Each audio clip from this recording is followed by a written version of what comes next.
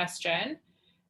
We're talking about hair twirling behavior, which is resulting in bald spots. So then there was a break, and so now there's more bald spots, and the self-monitoring chart did show improvement at school, but it wasn't being done at home. The function is automatic, although it has been used for attention. How can we make it consistent? If you can't be at home, how can the self-monitoring translate to home? There's no help from the parent, and the child won't do the chart unless the parent is watching, which is not possible. Wow. I don't know how old. Oh, it's a teenager.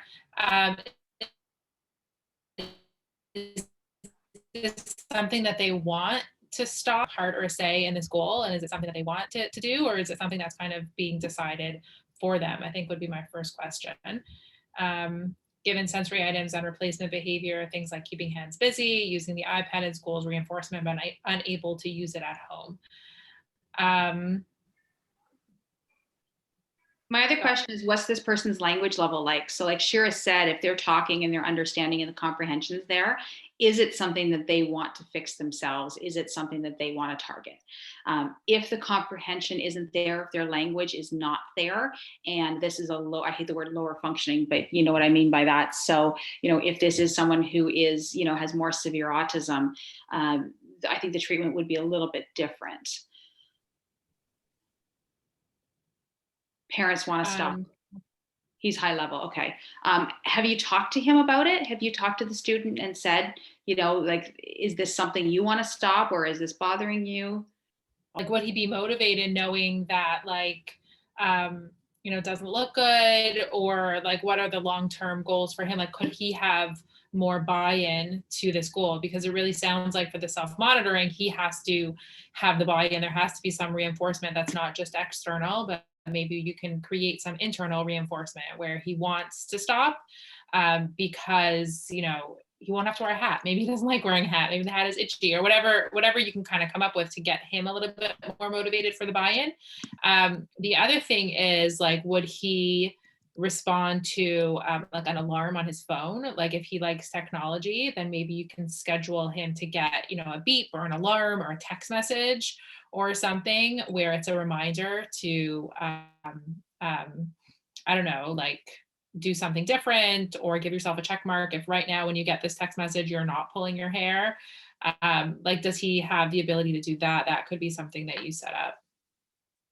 Yeah, I typed into the chat, looking at Michelle Garcia Winner's stuff. She's got something called social mapping, which is what Shira was saying, is if you can teach him that the motivation can come from internal. So, you know, when I do this, it makes other people feel like this, or I feel like this, and I want to stop this because, and you can draw that out for him. I would look at some of that, and really get him to want to stop. Because think about it, I mean, any other behavior, like sensory behavior type thing, like smoking, for instance, you know, you tell a cigarette smoker, well, you need to stop because it's bad for you and you could get lung cancer. Until the smoker themselves says, okay, I want to stop and it's bad for me, you're not going to get the buy-in. They're going to be sneaking cigarettes. They're going to be doing this. They're going to be doing that, right? So you really do need to get that buy-in from him. Otherwise, it's like, well, what's the point? Yeah, and I think being a teenager and with him understanding, I think if he doesn't want to fix it, then I don't know that we have, you know, the right to force it. Yeah, and it sounds like it's really coming from parents right now.